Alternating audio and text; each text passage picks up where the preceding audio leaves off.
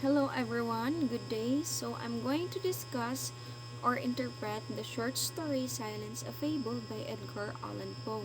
So before that, I'm going to introduce myself. I am Maybe Manal, Bachelor of Secondary Education major in English, and I'm in my third year in college right now. So now let's proceed to the next slide. So Edgar Allan Poe. He was an American writer, poet, editor, and literary critic. Poe is best known for his poetry and short stories, particularly his tales of mystery and the macabre. He is widely regarded as a central figure of Romanticism in the United States and of American literature.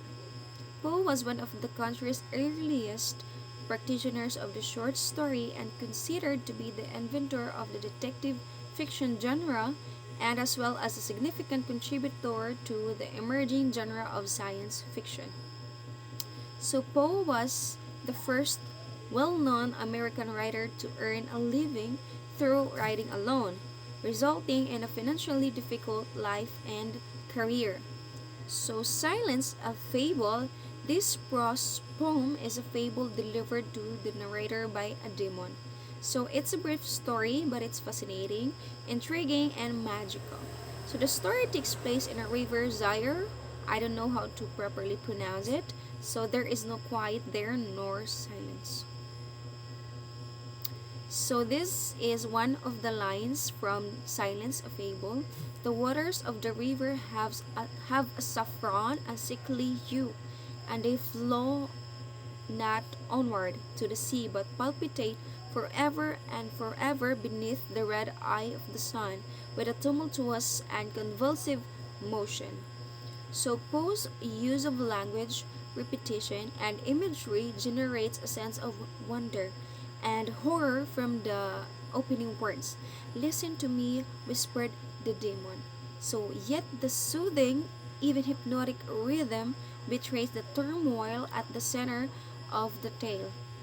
So the demon describes a region where everything in nature is corrupted and decayed. Demon in the story represents or symbolizes as the chaos.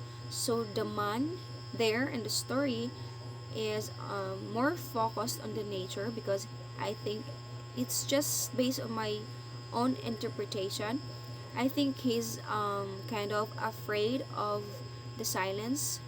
Without chaos, there is nothing. We are afraid of this silence. So humanity's affinity for chaos may regard humanity's inability to cope with itself without chaos or distraction.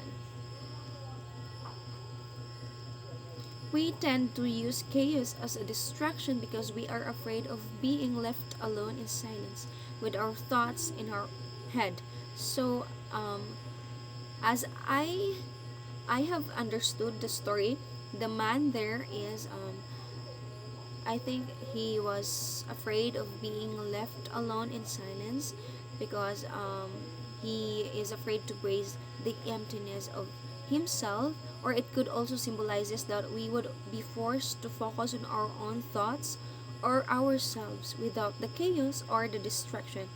The man in the story was forced to focus on the emptiness without the nature or the distraction.